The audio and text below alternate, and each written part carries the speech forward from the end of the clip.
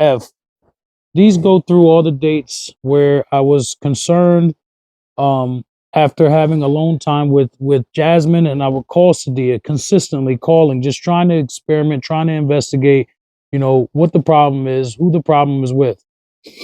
So the first question, the first text message in question is on July 7th at 5:20 p.m. I called Sadia once this morning and once in the afternoon. Can you have her call me? The next one is July 29th. Didi's mom says you can drop Twinkle Toes at my mom's today for 3:30. I said, okay. Then I said, is there a good time I can call Didi? I need to talk to her. I messaged her at 5:06 p.m. So this is about an hour and a half later. This is, me experimenting with, all the times that she was being dropped off with Jasmine and she was having meltdowns. Okay, now the text message in question is August 27th, 2019 at 4:42 p.m. Now, before reading this text message, I have to give you a little context of what is going on at this point because the tone of our text messages changed. In 2016, I was found in being in contempt of a PFA order, of violating a PFA order for being somewhere that I was not supposed to be. I pleaded guilty to all three violations, and I was sentenced to 120 days in the Luzerne County Correctional Facility. So 3 years later, once that PFA ran out, um, I don't remember what happened. It wasn't even nothing serious. And mom goes and gets another PFA on me, so that there would be a PFA for 3 more years. So I challenged the system and I said, this isn't fair. She's using this as a personal weapon. I'm not this person that she's trying to make me out to be. But I'm not going to deal with this. I'm actually going to stand up for myself this time, and I'm going to fight back.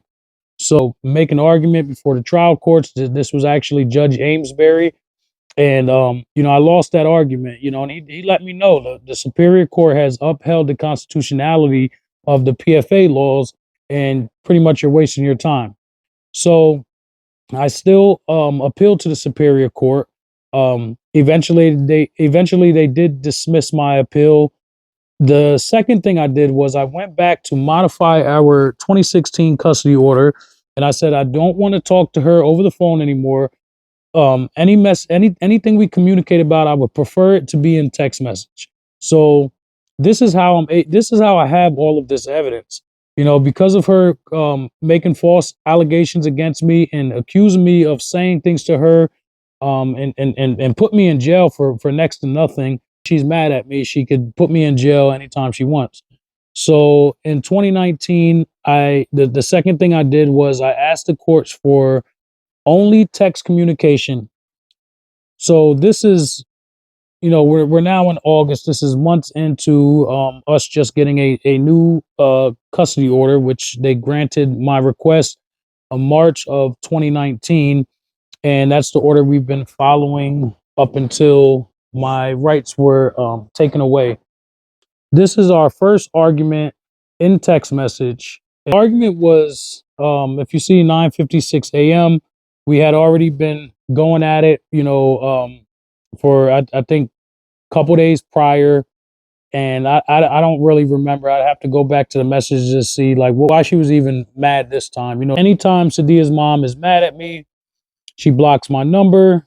I'm not allowed to talk to Sadia. So she was mad around this time.